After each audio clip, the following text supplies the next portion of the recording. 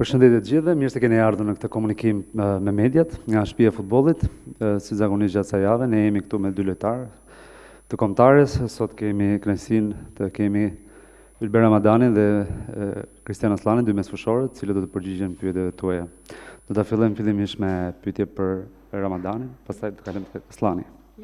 Përshëndetje, Sabina Mete, RTS Sport. Kemi përpara dy sfida shumë të rëndësishme, Moldavinë dhe Ishujt Faroe. Sa ndjeni ju presionin që duhet i fitojmë patjetër këto sfida? Përshëndetje, janë dy ndeshje shumë, nuk është ndeshje e lehtë për neve. Këto ndeshje duhet hyjmë me seriozitet një pas një. Duhet ta marrim ndeshjen e parë të futemi 100% dhe duhet ta fitojmë ndeshjen dhe shpresojmë që ta marrim rezultatin pozitiv.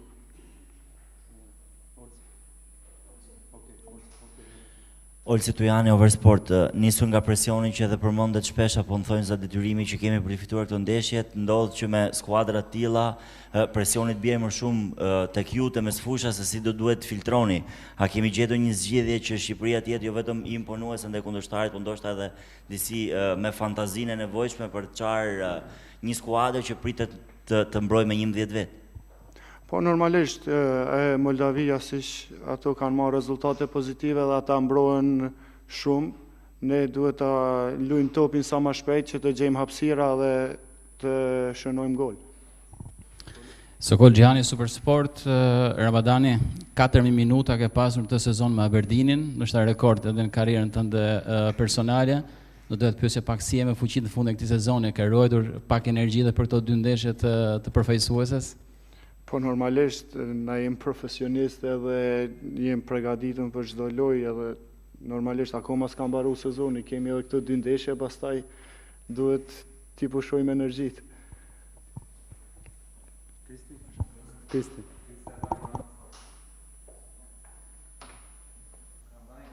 Edhe pse kemi precedent pozitiv me Moldavinë, dy ndeshjet e para kundërshtari ka treguar që nuk është aq i lehtë dhe nuk thyet. Nuk e di sa e vështirë do të jetë këtë radhë dhe do jetë ndryshe apo si është shef, domethënë nga pjesa në fushë brenda. Po siç e thash, edhe ajo është ekip që luan shumë defensiv edhe ne duhet ta bëjmë atë që na kërkon trajneri sepse ai ka studiu lojën shumë mirë, edhe duhet të bëjmë atë që thot ai, sepse ne nëse e lozim topin, thashë më parë sa më shpejt, ata do të mund t'i çojmë më lehtë. Edhe besojmë që do ja arrijmë ta bëjmë këtë gjë. Dea Kozma, 2 CNN. Përballë Moldavisë dhe Ishujt Faroe, dy kundërshtar të kalueshëm, a e cilësoni veten favorit? Shiko, tani në futboll nuk ka shumë favorit. Në futboll tani duhet hysh ndeshje dhe ta fitosh ndeshjen. Duhet t'i japësh maksimumin edhe ta fitosh ndeshjen. Vjusana Nozaku, Panorama Televizion. Ylber, duke qenë se keni marrë pjesë edhe në ndeshje me Poloninë, çfarë do bëni ju ndryshe në këtë ndeshje ku patjetër na duhen 3 pikët? Po normalisht në këtë ndeshje duhet të shënojmë gol dhe të fitojmë dhe të marrim 3 pikët.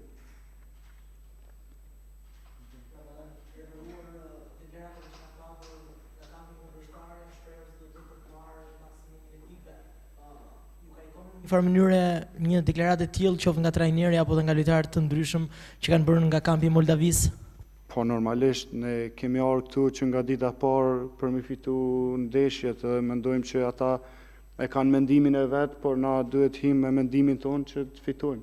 Riktheheni në Tiranë pas një periudhe të gjatë, keni një thirrje për tifozët duke qenë se do të jetë premiera për vitin 2023. Po normalisht ne i ftojmë gjithë tifozët anë mban shqiptarisë të vinë na përkrojnë sepse mendimin e tyre e kemi më të lehtë të fitojmë ndeshjet. Mirë, kalojmë me pyetje për Kristian Aslanin. Kristi. Duke nisur nga kombëtarja, ka ardhur i fundit duke pasur angazhimet e tua. Si e gjete grupin, përshtypjet e para dhe biseda me Silvinjo ndoja? Përshëndetje. Po, unë kam ardhur kam 2 ditë, e kam parë grupin shumë mirë, po stërvitemi shumë fort dhe po presim këndeshje edhe do ta bëjmë mirë. Albana Bejko, përshëndetje, Super Sport. Aslanin, rrallë herë ndodhë që një lojtar, edhe i rangut botëror, po sidomos shqiptar, të jetë një finalet madhe të Champions League-ës. Çfarë mund të na thuash për emocionet e asaj nate, edhe pse ndoshta nuk dolët me trofeun, besoj që është një sukses vetë finalja. Ka qenë një emocion shumë e madhe për mua, se që ku jam i vogël jam tifoz Interis dhe të shkosh me këtë ekipi e zemrës me në finale Champions League është një ëndër. Ndërkohë, kam edhe një, po. Ndërkohë besoj që do të keni shumë më tepër përgjegjësi ju lojtarët që luani në aspektin ofensiv në këtë ndeshje me Moldavinë, apo jo? Një ndeshje ku duhet pak më shumë fantazi për të, le të themi, për depërtuar në ato pak hapësira që lë Moldavia për nga stili lojës që ka. Po, është normale se ata janë një skuadër që do na presin ke fusha atyre dhe besoj se gjoja kryesore me këtë ekip është ta marrim topin neve sa më shumë. Aslani, folëm për ëndrën në Champions, një finale arritur, një sezon shumë i mirë juaj pavarësisht mungesës së minutave, sigurisht kuptohet, megjithatë mund të jetë dhe padyshim që është një arritje për një lojtar edhe në moshën tuaj. Sa do shërbej kjo eksperiencë, si gjithë ky mentalitet për ta sjellë në kombëtare, për të shërbyer për 2 sfidat e radhës në fakt?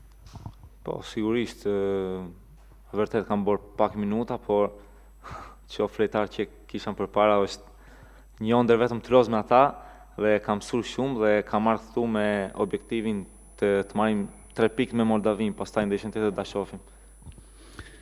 Kristian, duke qenë se ke fituar 2 trofeje të rëndësishëm dhe i shkove shumë pranë edhe të tretit. Ne këtu në përfaqësuese kemi nevojë ndoshta për mentalitet fituesi. Mendon që ndoshta kjo eksperiencë këtë vit me Interin mund të bëjë që të sjellësh edhe një mentalitet fituesi edhe në përfaqësuese që të kurorëzojmë, po themi, një vit shumë mirë dhe në aspektin personal për ju me 2 trofe të fituar, po pse jo edhe me një europian që ndoshta mund të arrijmë. Po, është normal, kam qenë brenda një grup që do të fitonte të gjitha ndeshjet. Kemi fituar 2 kupa dhe vi këtu dhe këtu dua që të jetë një grup që do të fitojmë gjitha ndeshjet, të menojmë ndeshje për ndeshje dhe të arrijmë ke ëndra jonë që është europiani. Është të bëheni bashkë me mentalitetin e Silvinjos, lojtar që vini nga kampionatet ndryshme në pak ditë, pra e vini re këtë vështirësi dhe çfarë kërkon ndryshe Silvinjo në raport me trajnerët e tjerë, në raport me lojën? Jo, Silvinjo shumë mirë, lunë dhe me një modull që unë kam shumë qefa, dhe është një trajner që e llafos me gjithë lojtarët dhe ka folur me gjithë dhe ka ardhe para se të bënte trajner këtu, sa ka firmosur ka folur me mua dhe kam një raport shumë të mirë me ata. Dhe? Në këtë sezon bët për vete 2 trofe, prekët finale në Champions League-ës, por ku do ta shohim Aslanin në të ardhmen, do të jetë pjesë e Interit? Normal, unë jam lojtari i Interit dhe si thash shqiptari, është një ëndër për mua të luaj me ata dhe do rike Interi sigurisht. Kristian, deri ku mendon ti se mund të arrijë kombëtare shqiptare në këto eliminatore? E thash sa ka dalë grupi, thash që kjo kombëtare mund të arrijë shumë larg, jemi një grup për mua shumë i mirë, shumë lojtar të fortë dhe i mend do shohim të kalojmë këtë grup dhe do të vëjmë sigurisht ke europiani, është ëndra jone. Kristian, duke qenë se keni përjetuar në të shkuarën si tifozë të pjesëmarrje në kampionatin evropian në 2016, duke qenë se keni një grup shumë të mirë lojtarësh, çfarë shet diçka të veçantë nga kjo skuadër që ju bën të besoni se mund të arrini të përsërisni të njëjtin sukses? Si thash që parë, për mua kjo grup është shumë i mirë dhe ç'a të them, jemi ca lojtar të rinj, ca lojtar të vjetër, dhe unë shpresoj që të arrijmë kjo objektivi jonë dhe për mua ta bëjmë. Për ju çfarë do të thotë t'jeni sërish përpara tifozëve të Shqipërisë në Albania, vini nga një event shumë i madh, keni një ftesë dhe për ta për këtë ndeshje ndaj Moldavisë?